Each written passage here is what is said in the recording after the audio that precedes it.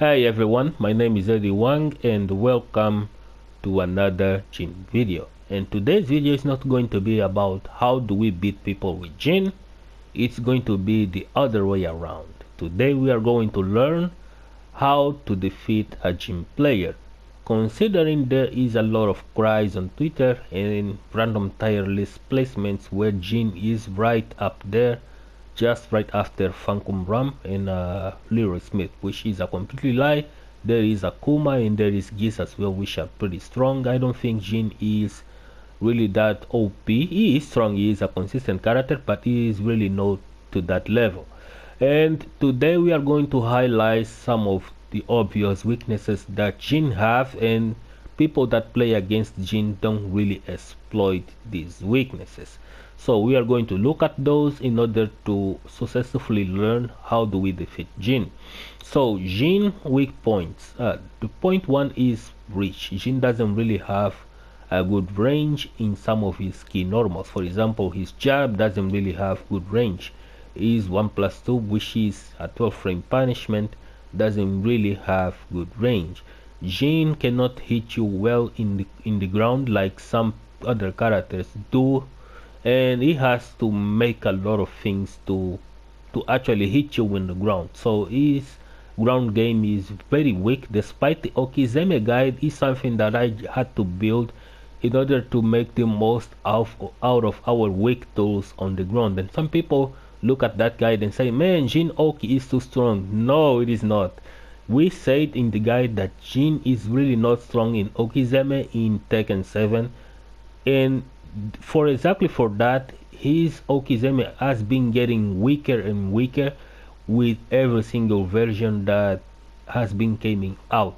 It's only recent that his downfall really got to hit people on the ground, and Zen 2 also hit people trying to side roll, so it made something work, but it's really not to the level of the Okizeme that some characters do have in this game.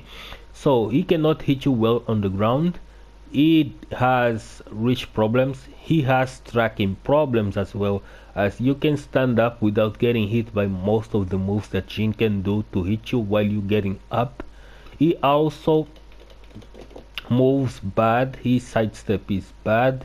His backdash is pretty poor on top of his reach, and he also is a safety character. Of course, he provides safety to people that plays him, but this safety is often overlooked as you can crouch against some of his moves. For example, I'm going to show you real quick some of the Jin moves that provide safetyness is down forward 1-4, but this is a mid-high move, so you can just fuzzy crouch this and launch Jin for trying to use this move. Not many people like to duck over this move, but this is a move that you should fuzzy crouch in order to defeat the safetyness of Jin. And this is not the only move. There is another one. For example, this one right here is another move that is mid-high mid, and you can duck in between and punish Jin for trying to apply pressure with you using this move. Another move that Jin has that you can actually exploit to these weaknesses is Zen 1-3. His season 3 move is also a mid-high that provides safetyness at -9, but you can actually duck this on reaction and just launch him for trying to use this move very often. Actually you have to crouch cancel, but you can use this as well. This also works, or you can use the new punishment and go from there. And any other character will be able to launch. It's just the Heihachi while standing game isn't really that good. So this safetyness that people always add to Jin is only subjective, as you can really go over it, and he doesn't really have a really good tracking as well. So meaning most of the stuff that he does, you can sidestep right, sidestep right and approach, which is the way that you should approach Jin. You shouldn't play against Jin like you are in a 2D game because of his forward 4 reach. So you should go over to this side, because this is the side that Jin has problems trying to track people going to it, and he has to take the most risks when you go over that side. Never go to this side, because this is the side that Jin electric tracks. Jin CD4 will also track to this side, and many of the moves that he have do track to this side. So this is the side that you should avoid at all cost, and you should go more so to this side. In this side, Jin is going to second guess himself, and it's going to require them to be more proactive, so you can actually punish Jin players for trying to play really safe. Another one of the Jin weaknesses is pressure. Since you are already going to this side, Jin can be overwhelmed with pressure, a lot of pressure. So if you put the pressure on and do not let him breathe, Jin is likely that is going to lose his cool and is going to do something that he wasn't really meant to do under these pressure situations. So if you really let him breathe, then you are letting him have all the power against you. For example, he can wave dash, and if he wave dashes, it won't matter if you go to this side or if you sidestep that, because he has a CD3 and an electric windhook fist that while wave dashing is going to track to this side. So you're gonna have to interrupt him, hit him with a low or with a counter hit as he wave dashes, if you don't really want to respect his pressure. Just be careful with punishment, but you can still really weaken Jin a lot by sidestepping to this side, because this is the side that his reach is going to be terrible, and he doesn't really have much moves that do track to this side, and this is one of his main weaknesses. For example, let's say is plus frames, right? Jin key plus frame is +6. We all know this. So if you try to trade with Jin at +6, you are going to lose to his counter hit 4-4. So Jin will obviously check you with a forward 4 most of the time that you try to press buttons when he is +6. The thing is, this is the move that he's going to check you with, because you can press a button, but you can also being hit by this move and sidestep a forward 4, a move that people say that you can spam. This move doesn't really have tracking at all, so you can just sidestep Jin in most of every single move that he is at under +7 or +8.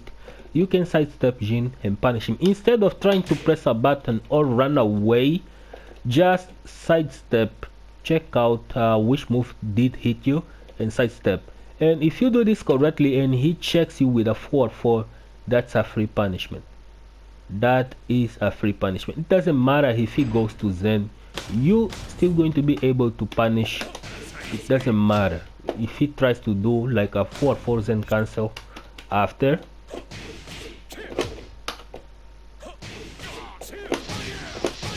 Doesn't matter. So this is one of the things that a lot of people don't really do.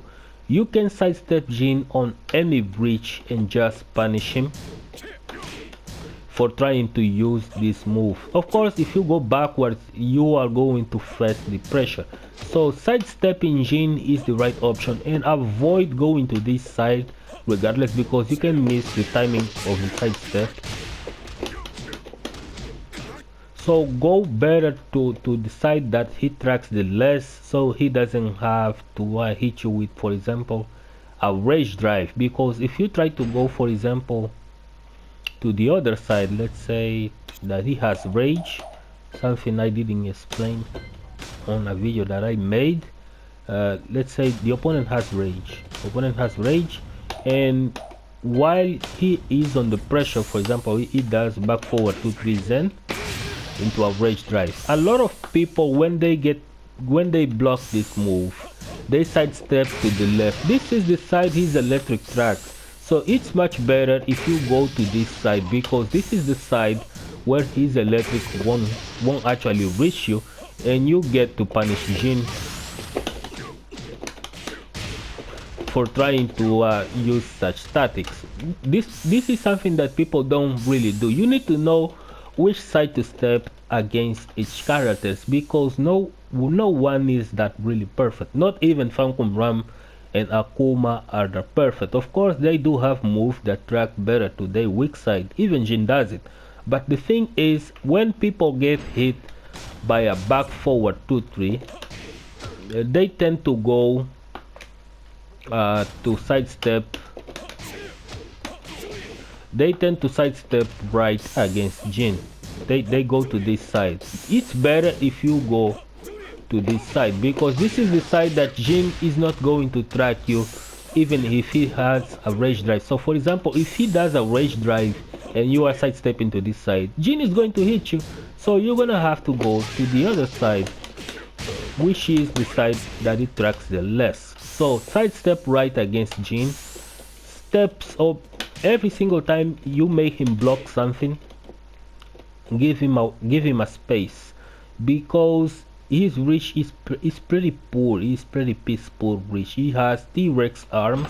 He doesn't really have a left leg. And there is also this, people cry a lot about 214, right? 214 is a strong move. It is, but it also has a weaknesses. This is a move that can be delayed.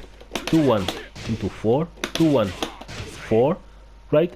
And what happens if he delays this the most? 2-1 into 4. Jin is going to delay this move if he thinks that you are too eager to press a button. Then his 2-1-4 is going to hit. But if you do this and you sidestep, this move is not going to hit you if you sidestep this correctly,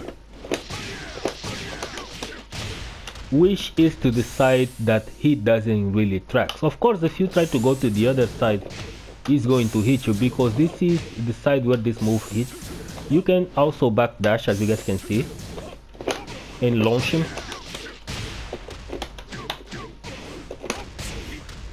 And this is just a few of the examples. So really stop this. Jin is too strong. Jin is too OP. Jin needs nerfing. You guys already nerfed this forward 4. You guys already nerfed this standing 4. You guys already nerfed his down back 4. What else there is to nerf for Jin? Jin is already a character that requires a lot of precision. And not many people are really labbing Jin, are just listen to other people talk that Jin is too strong, this character is too strong, blah blah blah is too strong.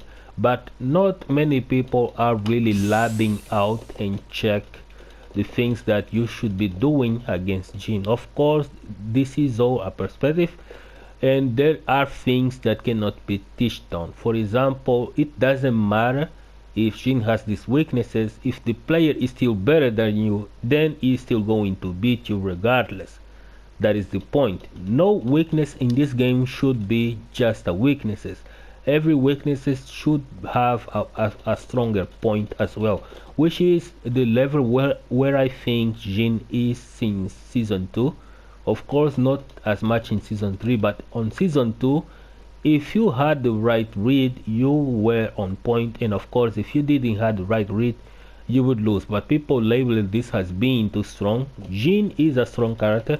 Every single character in this game is really that strong, but they also have weaknesses. Heihachi, for example, he dies if he does a low. But if you don't block a low against Heihachi, then you are the one that you are going to die.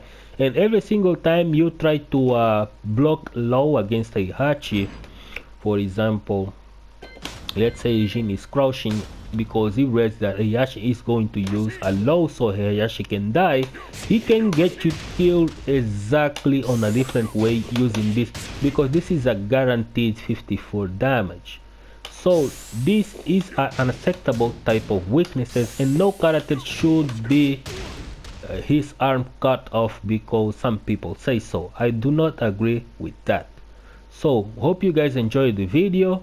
and hope that you lab these options extensively and stop trying to talk people out about nerfing characters that you don't really know the matchup, or you don't know how to defeat this or that. That is not right. That is not the right way of becoming good in a game. Of course, there is characters that are beyond broken, like Leroy Smith and Fankum Ram are among these characters. Akuma is a difficult character to play. He is broken, of course, but the execution level that he requires, the precision to get to that level of broken, isn't something that not every people in the world can achieve. Despite Pakistani players doing that, it's going to be something that is going to be rare, and it's going to continue to be rare for years to come. But it's really not the peaceful easy level of what Fankum Ram is, that plays on a reach where no one plays. Leroy Smith that sits on a stance with no weaknesses. This isn't something that Jin has. Jin doesn't sit on hermit stance having everything at his disposal, including a parry. Jin doesn't do that. Jin, even his Zen stance doesn't sidestep. Jin doesn't have extremely strong ground hitting moves like Kazuya has on a steel pedal, Heihachi has on down back 4 and forward 4-2, or let's say Julia, for example, has some really strong ground hitting moves. Fankum Ram has it, Leroy has it. So this is something that Jin doesn't have. Jin still has obvious weaknesses. You just have to stop trying to stand into wave dash mix-ups, sidestep to decide that he is weak the most. Avoid trying to press buttons when he is a +6. Instead, sidestep, step him and create ranges, because his weak, his reach is pretty piss poor, is pathetic, and every single time that he tries to hit you with his very bad reach, is going to create a pattern of rhythm where you can duck and launch people, which is something that a lot of people that come to this channel do ask me a lot. Man, when I do an electric, people duck. When I do a L sweep, people block. When I do a 4-4-3, people block. What should I do? So these people are the ones that are getting really smoked by people that understand reach. So they place Jin on a reach where his moves cannot hit. So if he wants to hit people from this range, he has to dash with electric, right? So they know at what point the electric is going to come, so they're just going to duck. And if they do a CD4, Jin will also duck this. So they're gonna have to do a 4-4-3, and that is reactable, so they stand. So they are not in the level of the rhythmic pressure yet, where you can just dash into this reach and do nothing and continue to intimidate and then scramble that line of thought. So this is the video of today. Hope you guys enjoy it. I'm not going to take this further, as I think I already did, and see you guys on the next video. Don't forget to give your like, subscribe, and hit the notification bell, because we upload Jin videos every Friday, a different character every Monday, and of course on every Wednesday we are uploading Mortal Kombat content. So see you guys real soon.